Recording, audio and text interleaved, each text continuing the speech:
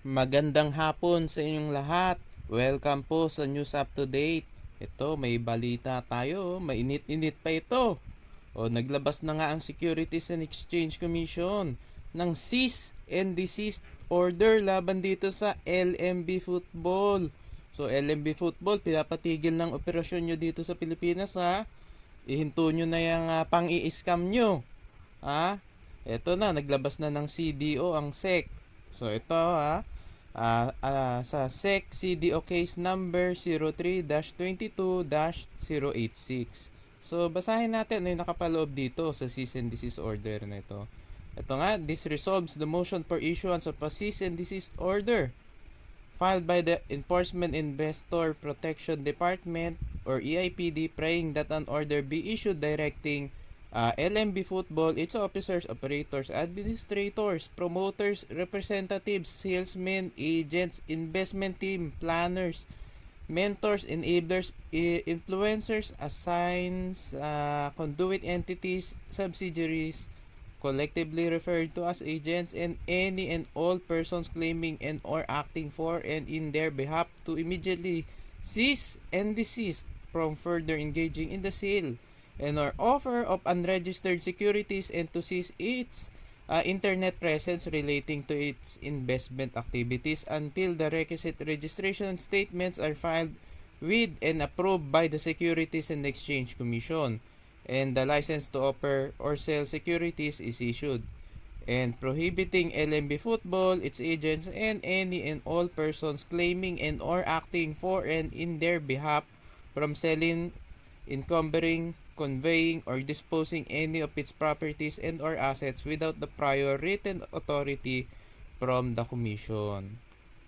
So ayan, pinapahinto na nga ang investment solicitation activities nitong LMB Football nito. Ayan nga, itong LMB Football is an entity that is not registered with the Commission or SEC, either as a corporation or partnership, which operates an online investment solicitation business and is not authorized to solicit investments from the public, as it has not secured the requisite license from the Commission as prescribed under Section 8.1 of the Securities Regulation Code or SRC. LMB Football, however, openly represents to be an entity registered with the Commission and the Department of Trade and Industry. Yan lang ay yung kwento nitong LMB Football. So ano bang nakuhang impormasyon ng SEC? Acting on the numerous email reports and inquiries received from the public on the legitimacy of LMB Football, the EIPD conducted a formal investigation on the operations and activities of LMB Football, carried out using the internet and its social media platform or accounts for possible violations of the SRC, the Revised Corporation Code, and other laws, rules, and regulations administered and implemented by the Commission. The EIPD presented evidence showing that in the conduct of its business operations, LMB Football uses and maintains a website.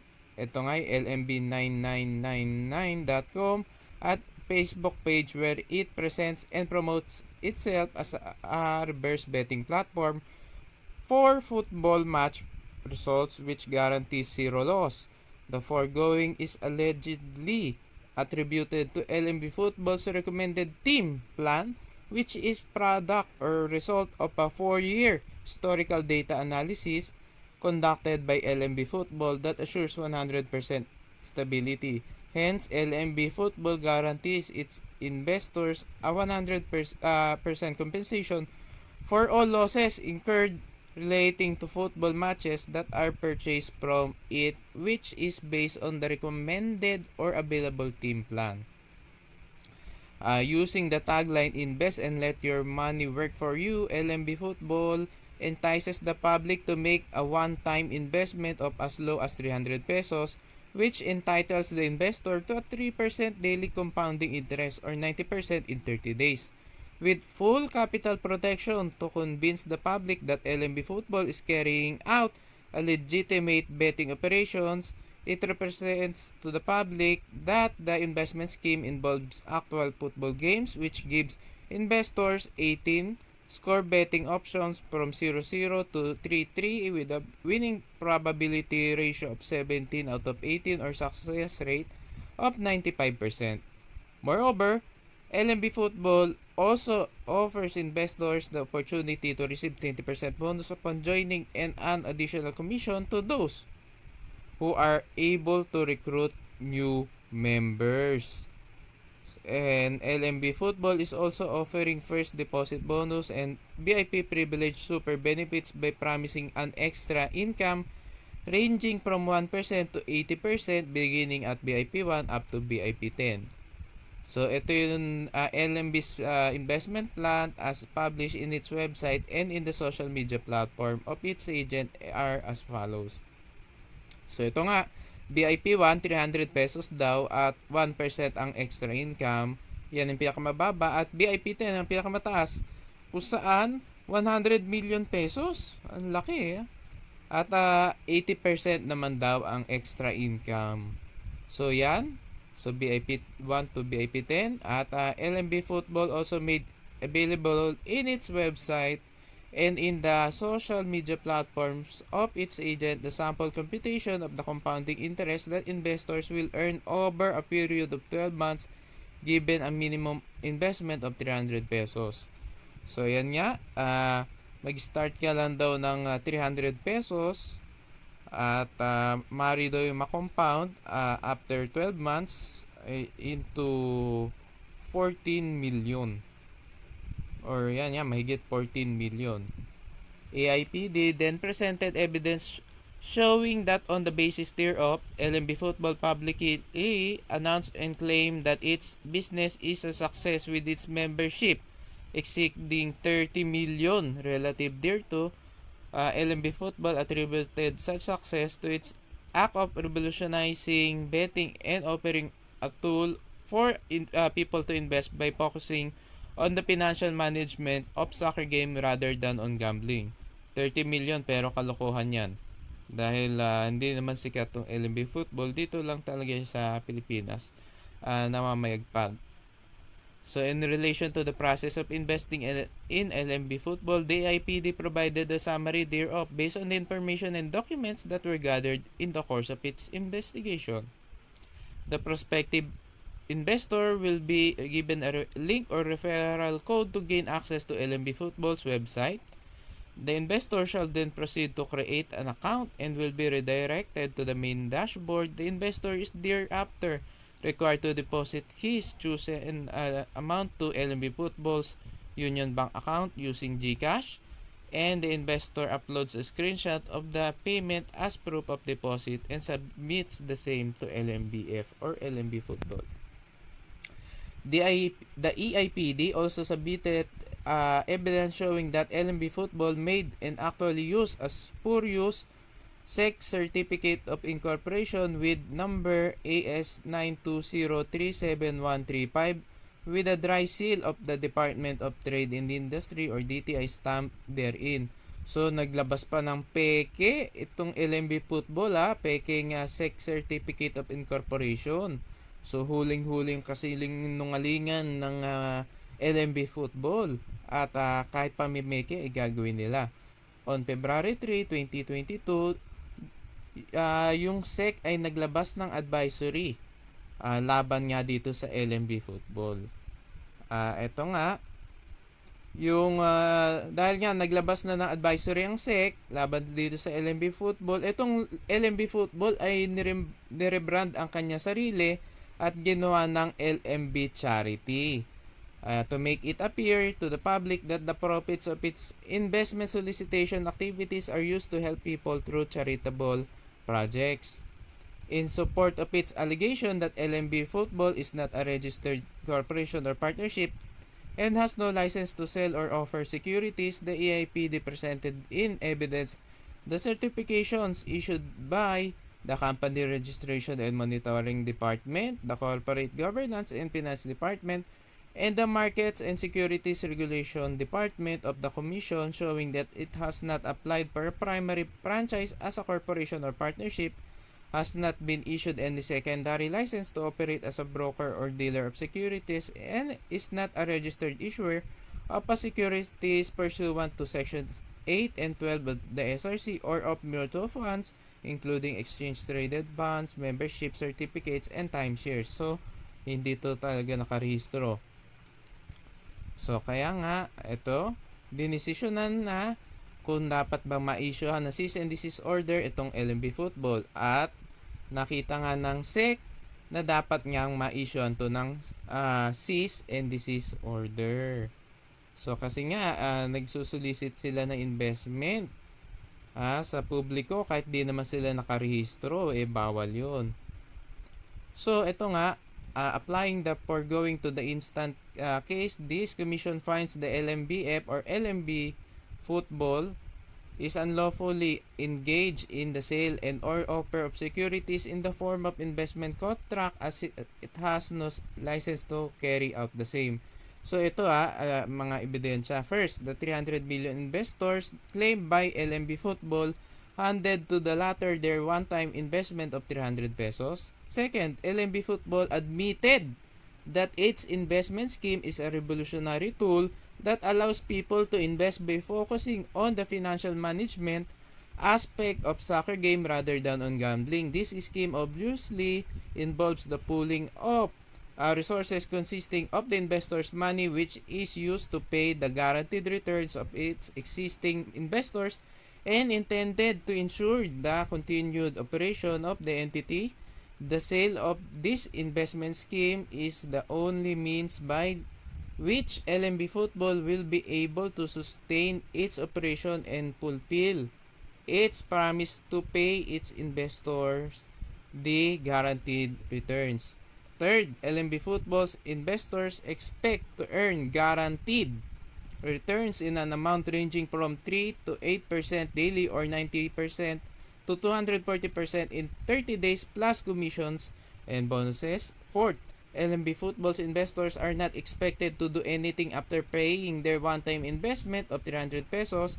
LMB Football and or its agents primarily carry out the sale and promotion of the investment plans to ensure its continuity. Consequently, the reverse betting platform that LMB Football claims to operate is a sham, as its investors don't need to submit their chosen team plans. So, peke pala tong sinasabi ng LMB Football. Talaga palang Ponzi scheme ito. Yan na po ang desisyon ng Securities and Exchange Commission. Yan nga. In this case, the evidence clearly shows that LMB Football and its agents are using the website lmb9999.com and their respective Facebook accounts to publicly sell and offer unregistered securities without the requisite license from the Commission. This act, which clearly violates Rule 3.1.17 of the 2015 IRR of the SRC, further justifies the issuance of a CDO. So, ayan nakita nyo, base nga dyan, talagang kailan ma-issue na nga to ng Cease and Desist Order, kailan mapatigil na nga. Under the aforequoted provision, there are two essential requisites that must be complied with before a cease and desist order can be validly issued. 1. There must be a conduct of a proper investigation or verification, and 2. There must be a finding that the act or practice, unless restrained, will operate as a fraud on investors or is otherwise likely to cause grave or irreparable injury or prejudice to the investing public. Siyempre, itong ginagawa ng LMB Football, talagang masama ito sa publiko So ito nga, and the first requisite, the records disclose that the EIPD conducted a proper investigation as evidenced by affidavit of the EIPD investigating officers and the documents gathered and submitted in support of its motion showing the unauthorized investment solicitation activities of LMB Football. Nakita naman natin na talaga nag-imbestiga nga ang EIPD. Ang dami nilang impormasyon tungkol dito sa LMB Football. At pangalawa, the second requisite is likewise present as shown by LMB Footballs as well as its agents willful employment of fraud by making it appear to the public that it is legitimate corporation authorized to sell, offer, and deal with securities. the use of LMB Football of a falsified certificate of incorporation was purposely made to defraud the public and calculated to instill in the minds of the investing public that it is carrying out a legitimate business. So yan nga, nameke pa ng dokumento. So talagang scam nga ya LMB Football. Wherefore, premises considered LMB Football and its agents, operators, administrators, promoters, representatives, salesmen, agents, investment team, planners, mentors, enablers, influencers, assigns, conduit entities, subsidiaries, and any and all persons claiming, acting, and operating for and in their behalf are hereby ordered to immediately cease and desist from engaging in the unlawful or unauthorized solicitation, offer, and or sale of securities in the form of investment contracts and or any other similar or related acts until the requisite registration statement is duly filed with and approved by the Commission, LMB Football, its operators, directors, officers, representatives, salesmen, agents, and any and all persons claiming and acting for and in their behalf are likewise directed to immediately cease their internet presence relating to the transactions and investment scheme covered by this cease and desist order. The Commission will institute the appropriate administrative and criminal action against any persons or entities found to act as solicitors, information providers, salesmen, agents, brokers, dealers, or the like for and in their behalf. Finally, the Commission hereby prohibits LMB Football, its operators, directors, officers, representatives, salesmen, agents, and any and all persons claiming and acting for and in their behalf from transacting any business involving the funds in its depository banks and or in any non-bank financial institutions and from transferring, disposing, or conveying in any manner and any and all assets, properties, real or personal, including bank deposits, if any of which the named persons herein may have interest, claim, or participation, whether directly or indirectly, under their custody to ensure the preservation of the assets of the investors. So, yan yan mga kababayan. Alam nyo naman yung bank account nitong LMB Football, yung ginagamit. 'Di ba? Union Bank. So, ang dapat nyong gawin ay ipakita nyo na itong cease and desist order at sabihin na huwag payagan na ma-withdraw yung mga pera doon. Dahil itatakbo na yan eh. 'Di ba? May mga nagrereklamo na nahirapan na maka-payout. At yung 300 pesos na minimum ginawa ng 3K para mahirapan kayo. At yung mga nagpe-payout nahihirapan na rin kasi tumaas na rin yung minimum payout. Yung minimum na dapat mong i-payout dati 'di ba 300 lang. Pwede ka na mag-invest ngayon 3K, pati yung minimum na payout tinaasan din. So the EIPD of the Commission is hereby directed to post this cease and desist order in the Commission's website and the publication of the same in a newspaper of general circulation as provided for under Section 4-2, Rule 4, Part 1 of the 2016 Rules of Procedure of the SEC. The EIPD is further directed to submit a formal compliance report by way of leading to the Commission and Bank within 10 days from receipt of this cease and desist order. So itong copy ng order nito ay pinadala na rin sa Company Registration and Monitoring Department, Market and Securities Regulation Department, Company Governance and Finance Department, and the Information and Communications Technology Department ng Securities and Exchange Commission, Bangko Sentral ng Pilipinas, Department of Trade and Industry, National Privacy Commission, Department of Information and Communications Technology, at mga relevant local government units for their information and appropriate action. In accordance with the provisions of Section 64.3 of the SRC and Part 2, Rule 4, Section 4-3 of the 2016 Rules of Procedure of the SEC, the respondent may file a verified motion to lift the CDO to the Commission and Bank through the Office of the General Counsel within 5 days from receipt of this order. So, ayan nga. Inilabas to March 22, 2022. So ayan, pirmado ng mga commissioners at ni Chairperson Emilio Aquino ng SEC. So ayan, kumpirmado na talagang itong LMB Football ay isang scam. At ito na, naglabas na ng Cease and Desist Order ang SEC laban dito sa scam na LMB Football. So yung mga sali na dyan, i-pull out nyo na yung pera nyo, at sa mga nagbabalak sumali, wag na. Kasi ito na nga, naglabas na mismo ang Securities and Exchange Commission ng isang Cease and Desist Order kung saan pinapatigil na nga ang operasyon nitong scam na LMB Football. So mga kababayan, mag-iingat po kayo. Wag po kayong basta-basta magpapaniwala sa mga too good to be true na mga offers. So muli, maraming salamat po sa inyong patuloy na pagsuporta sa aking channel. God bless po.